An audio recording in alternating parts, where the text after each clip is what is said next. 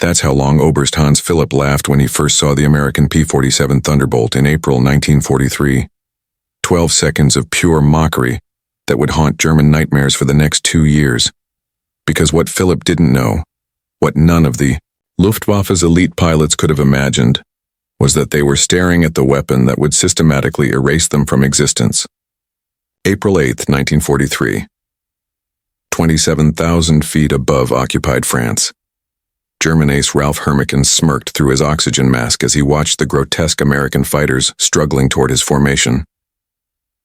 "The Americans have sent us flying milk bottles," he radioed, unable to contain his laughter at the sight of the massive P-47 Thunderbolts lumbering upward like pregnant whales. Below him, 16 American fighters climbed desperately, their 7-ton weight fighting against gravity while German wolves circled overhead preparing for the slaughter. But here's what's truly mind-blowing. Those flying milk bottles carried a mathematical equation of destruction that would rewrite the laws of aerial warfare. 8 synchronized machine guns, 3,400 rounds of ammunition, a combined rate of fire capable of sawing a Messerschmitt in half in under 2 seconds. The transformation began that morning when the first P-47 opened fire. But here's where this story gets absolutely insane. Within 18 months, these objects of German mockery would become the most feared sound in European skies. The distinctive roar of 8 Browning machine guns would send veteran Luftwaffe aces diving for cover, praying they'd never hear that mechanical death rattle again. The birth of a monster summer 1940. While Britain fought for survival, American engineer Alexander Kartveli was designing something unprecedented. The U.S. Army wanted a high-altitude interceptor. What Kartveli delivered was a mechanical dinosaur that would eat German fighters for breakfast. "It will be a monster," Kartveli admitted to his design team, "but it will be a monster that flies." The prototype that emerged shocked everyone. At 9,900 pounds empty, it weighed 65% more than any existing fighter. Test pilots approaching it invariably asked the same question: "This thing actually flies?" Not only did it fly, it flew like a locomotive with wings. The deadly mathematics. Here's what German pilots discovered too late. The P-47 wasn't built to turn or climb. It was built to kill. Each aircraft carried 425 rounds per gun, 8 guns total.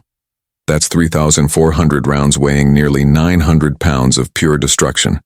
At convergence distance, typically 300 yards, all 8 guns created a death zone 6 feet in diameter. Anything caught in that zone faced 100 half-inch projectiles per second, each traveling at 2,900 feet per second. But here's what truly shattered German confidence. June 26, 1943. The miracle of Robert Johnson. Lieutenant Robert Johnson's P-47 was caught by 16 German fighters over occupied France. Multiple 20mm cannon shells exploded across his aircraft. The canopy shattered. Hydraulic fluid sprayed everywhere. The engine was dying. Johnson tried to bail out but discovered the canopy was welded shut by cannon fire. He was trapped in a flying coffin at 27,000 feet. What happened next defied every assumption about combat damage. A lone German fighter found Johnson's crippled Thunderbolt limping toward England at barely 170 mm. The German pilot positioned himself behind the dying American fighter and opened fire with everything: cannon, machine guns, the works. The P-47 absorbed it all. The German pilot repositioned and fired again. Still the Thunderbolt flew. He pulled alongside, staring in disbelief at the flying wreck. Johnson could see his face clearly. Young, blonde, his expression shifting from confidence to confusion to something approaching terror. The German emptied every remaining round into Johnson's aircraft. The P-47 just kept flying. Finally, out of ammunition, the German pilot gave an informal salute and peeled away, probably wondering if he'd encountered some kind of American supernatural phenomenon. Johnson's Thunderbolt landed in England with over 200 bullet holes. 3 of the 4 main structural beams were shot through, yet it had brought him home. The psychological breaking point. When German intelligence received combat reports about Johnson's survival, they initially refused to believe it. No aircraft could absorb that much punishment. But testimony from multiple pilots confirmed the impossible. The Americans had built a fighter that simply would not die. But here's what truly broke German psychological resistance. By July 1943, American pilots had discovered the P-47's secret weapon. It wasn't agility, it was physics.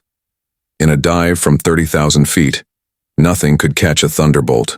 The massive fighter could reach 550 mph, faster than any German aircraft could achieve even in a vertical dive. Captain Walker Mahurin developed what became known as the Thunderbolt turkey shoot. Instead of engaging in traditional dogfights, P-47 formations would climb to 30,000 feet, higher than German fighters could effectively operate. When Luftwaffe aircraft appeared below, the Thunderbolts would roll inverted and dive like meteors from heaven. The wall of lead German pilots who survived these attacks described facing a wall of lead. The concentrated firepower created an impenetrable zone of destruction where aircraft didn't just fall, they disintegrated. Major David Schilling encountered German twin-engine fighters during the August 17th Regensburg raid.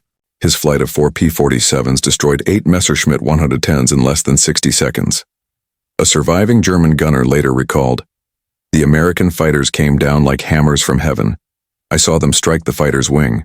The P-47 didn't even wobble. Then he fired. The aircraft ahead of us simply came apart, not shot down, destroyed." The industrial avalanche. While German factories struggled to replace losses, American production lines were just getting started. Republic Aviation's Farmingdale factory completed 1 P-47 every hour around the clock. The Evansville plant, built from empty farmland in 1942, was producing 500 aircraft per month by 1944. Each P-47 required 65,000 individual parts, 8 miles of electrical wiring, and precision manufacturing that exceeded peacetime standards. Yet American workers, many of them women who'd never seen an aircraft before Pearl Harbor, assembled these mechanical marvels with mathematical precision. The sound of death. By 1944, the improved P-47D featured massive paddle blade propellers, 13 feet in diameter.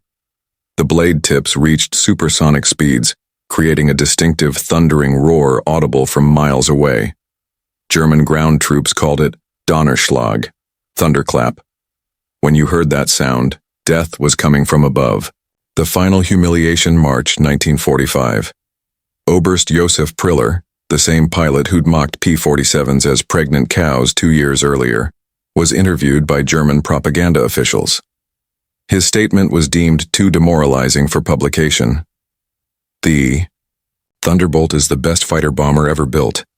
We laughed at them in 1943, we're not laughing now. When you hear those guns, you know death has come calling. The sound haunts us. Mechanical, precise, unstoppable.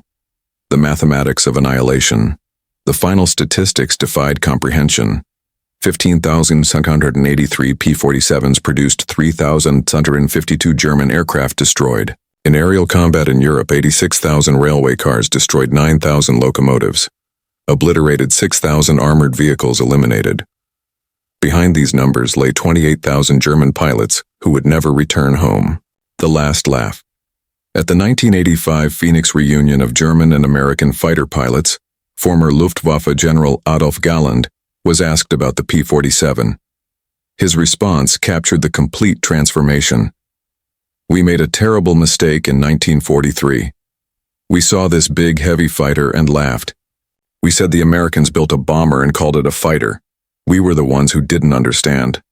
The P-47 didn't just defeat the Luftwaffe, it destroyed it. The thunder that changed history. Those 12 seconds of laughter in April 1943 cost Germany the war." By May 1945, there were no German pilots left to laugh. The P-47 Thunderbolt had entered combat as an object of derision and ended the war as an instrument of annihilation. The sky belonged to America, and the thunder had spoken.